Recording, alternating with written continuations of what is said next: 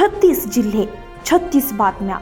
News G9 Maharashtra. उत्तर तुमच्या प्रश्नांची.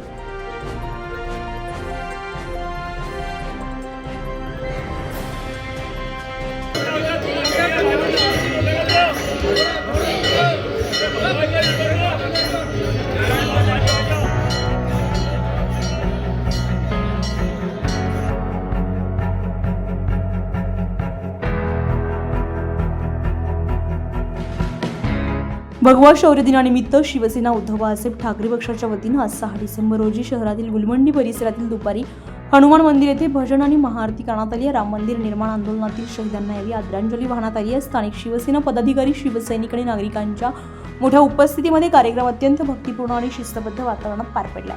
कार्यक्रमाची सुरुवात पारंपरिक श्रीराम आणि मारुतीरायांच्या गजरामध्ये भजनानं झाली आहे. कीर्तनकार आणि भजन मंडळांनी राष्ट्रधर्म, शिवछत्रपतींचे पराक्रम आणि भव्य विचारांचे गौरवगीत सादर करून वातावरण भारावून टाकलंय. जय भवानी, जय शिवाजी, शिवसेना जिंदाबाद या घोषणांनी परिसर दुमदुमून गेलाय. महाआरतीमध्ये सर्व उपस्थितांनी सामूहिक सहभाग घेतलाय. पारंपरिक भजनांच्या गजरामध्ये आणि शंखनादामध्ये आरती पार पडताच संपूर्ण परिसरात भक्तिभाव आणि एकजुटीचा उत्साह पसरलाय. भगवा शौर्याचा जागर, श्रीराम भक्तीचा गौरव आणि हिंदुत्वाचा अभिमान ज्वलंत करण्यासाठी तसेच राम मंदिर निर्माण करण्यासाठी आंदोलनातील शहीदांना आदरांजली वाहण्यासाठी या आरतीचं आयोजन करण्यात आल्याचं शिवसेना नेते चंद्रकांत खैरे म्हणाले. भगवा शौर्य दिन हा आपला अभिमानाचा दिवस असून शिवचरित्र, हिंदू संस्कृती आणि महाराष्ट्राच्या परंपरांचे स्मरण करण्याचा हा दिवस आहे. समाजातील ऐक्य, बंधुता आणि शिवसेनेच्या विचारांची जपवणूक हीच खरी सेवा असल्याचं शिवसेना नेते अंबादास दानवे म्हणाले. कार्यक्रमामध्ये महिला आघाडी, युवा सेना, अंगीकृत संघटना, पदाधिकारी, शिवसैनिक तसेच मोठ्या संख्येने नागरिक उत्स्फूर्तपणे सहभागी झाले. भजन आणि महाआरतीनंतर प्रसादाचे वितरण करण्यात आले. याप्रसंगी शिवसेना नेते चंद्रकांत खैरे, उपनेते सुभाष पाटील, सहसंपर्क प्रमुख विजयराव साळवे, अनिल चोरडिया, महानगर प्रमुख राजू वैद्य, बाळासाहेब थोरात, हरिभाऊ हिवाळे, ज्ञानेश्वर डांगे, दिग्विजय शेरखाणे, महिला आघाडी संपर्क संघटिका सुनीता औंडवार, सुनीता देव, अनिता मंत्री, दुर्गा भाटी, जिल्हा संघटक आशा दातार, महानगर संघटक सुकन्या भोसले आणि शहर संघटक सुनीता सोनवणे उपस्थित होते. नमस्कार, मी सचिन चौधरी, G9 महाराष्ट्र रावेर तालुका प्रतिनिधी. आपल्यासोबत या ठिकाणी आहेत सावदा कृषी मंडळ अधिकारी श्री सचिन गायकवाड साहेब. शेतकऱ्यांसाठी महाराष्ट्र शासन कृषी विभागाने एक नवीन योजना आणलेली आहे, AI ॲप. त्या ॲपबद्दल काय माहिती आहे आपण साहेबांकडून जाणून घेऊ. आपल्यासोबत शेतकरी सुद्धा आहेत. सर नमस्कार. नमस्कार. आपण आता ज्या शासनाने कृषी विभागाचे नवीन धोरण आणले AI ॲप, याच्याबद्दल काय आपण शेतकऱ्यांना मेसेज देणार आहात, शेतकऱ्यांपर्यंत आपण काय माहिती देणार आहात? सर्वप्रथम शेतकरी बंधूंना नमस्कार. महाराष्ट्र शासनाचा जो कृषी विभाग आहे त्याच्यामार्फत आता सध्या महाविस्तार AI हे नवीन ॲप लॉन्च झालेलं आहे. हे जे ॲप आहे मित्रांनो, हे शेतकऱ्यांसाठी खरोखरच वरदान आहे. तुमच्या शेतीच्या संदर्भातल्या ज्या काही समस्या आहेत, कुठल्याही समस्या असतील, कुठल्याही पिकाच्या काहीही समस्या असतील, तर त्याच्यामध्ये तुम्ही जर ती विचारली तर त्या समस्येचं उत्तर पूर्णपणे तुम्हाला मिळत असतं. तसंच शेतीच्या संदर्भातल्या ज्या काही योजना आहेत, कृषी विभागाच्या ज्या वेगवेगळ्या योजना आहेत, उदाहरणार्थ यांत्रिकीकरण असेल किंवा अजून MREGS फळबाग लागवड असेल किंवा इतर सगळ्या काही योजना आहेत, या सगळ्या योजनांची माहिती त्या ठिकाणी त्या ॲपमध्ये आपल्याला मिळते.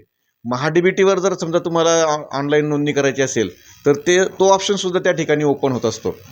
तर हे ॲप डाउनलोड करत असताना आपल्याला प्ले स्टोअरवर जायचं आहे. प्ले स्टोअरवर गेल्यानंतर महाविस्तार AI हे असं टाईप करायचं आणि ते ॲप डाउनलोड करायचं. ते ॲप डाउनलोड केल्यानंतर तुम्हाला 2 प्रकारे त्याच्यामध्ये रजिस्ट्रेशन करता येईल. एकतर फार्मर ID नंबर टाकून करता येईल किंवा मोबाईल नंबर टाकून करता येईल. तर या ठिकाणी जर बघितलं तर अशा प्रकारे जर तुम्ही दाखवलं तर अशा प्रकारचा हा लोगो आहे त्या महाविस्तार AI ॲपचा. आणि या ठिकाणी बघा शेतकरी ID आणि मोबाईल नंबर. मग आपण जर मोबाईल नंबर जर टाकला तर मोबाईल नंबर या ठिकाणी नोंदणीकृत मोबाईल नंबर प्रविष्ट करा. म्हणजे जो मोबाईल नंबर नोंदणीकृत म्हणजे कुठला ह्या ॲपमध्ये ज्याची नोंदणी झालेली आहे त्या मोबाईल नंबर आपल्याला त्या ठिकाणी पाहिजे.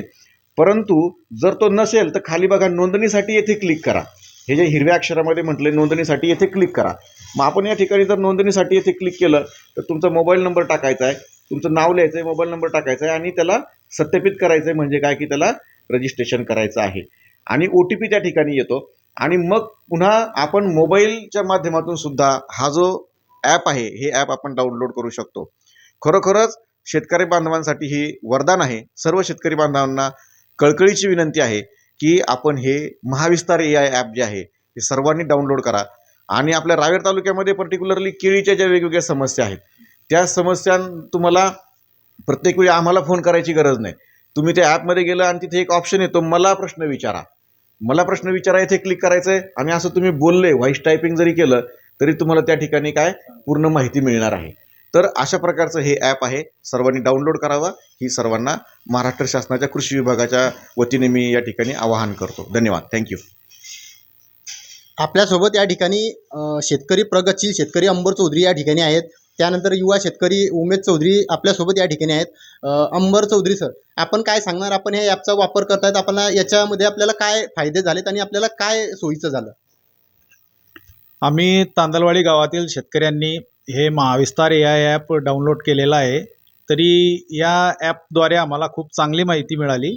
आपण सर्व रावेर तालुक्यातील शेतकऱ्यांनी हे ॲप डाउनलोड करावे आणि चांगली माहिती मिळवून घ्यावी. धन्यवाद. धन्यवाद अंबर भाऊ. G9 महाराष्ट्रासाठी सचिन चौधरी, रावेर. न्यूज G9 महाराष्ट्रासाठी धरमसिंग बिंद्रो, छत्रपती संभाजीनगर, गंगापूर.